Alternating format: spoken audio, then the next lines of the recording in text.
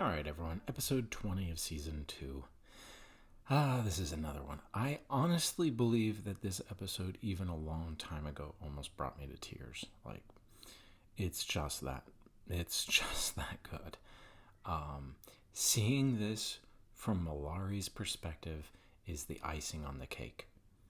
Because you have this, and I can't go into spoilers there, you have this character who has done what he's done and is now facing something that is the result of what he's done.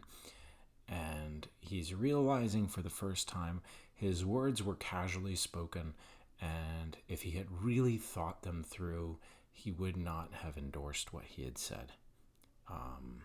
And it is just gorgeous. This episode right here is one of the reasons why I know a lot of people can say one thing and it doesn't really necessarily mean anything. And I can't go into detail there. It's really cool. It is a really cool episode. If you've never seen it, you need to watch it. But in order to watch this episode, you need to watch at least pieces of season 1. Otherwise, it loses its meaning. And you need to watch a large chunk of season 2. Otherwise, it loses its meaning. This episode had at least a dozen, if not 24 episodes building up to this point, and it is so worth the payout.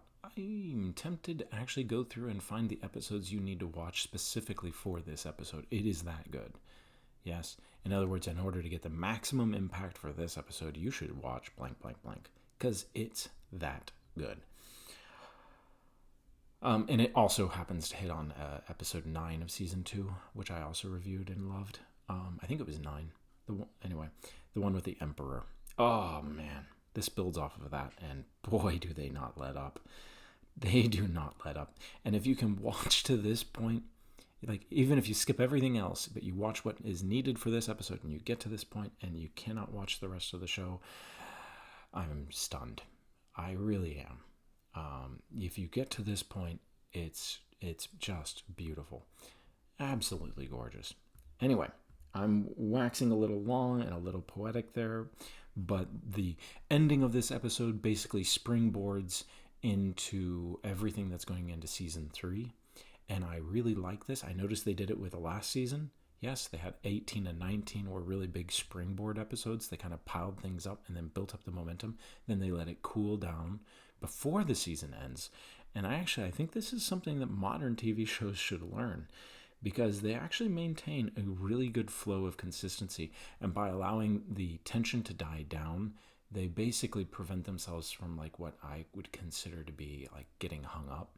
Like modern shows, they always end up basically at the same point, and you're just like, oh great, we're here again. Yes. And that is this case. Not this case, I mean, because they don't have to end on a tense note. Yes, they actually allow you time to think about all this stuff that's coming up, and they don't have to tease you and build up fake tension. They already have it. It's really well done. Like, just amazing. Anyway, I'm going to wrap it up there. I went way long. If you guys like this review, listen to the other one for episode 9. This one and episode 9 are both really good reviews because I really love the episodes. And I will actually seriously consider putting together a thing to how to get to this episode as quickly as possible and not waste time. You guys have a good one.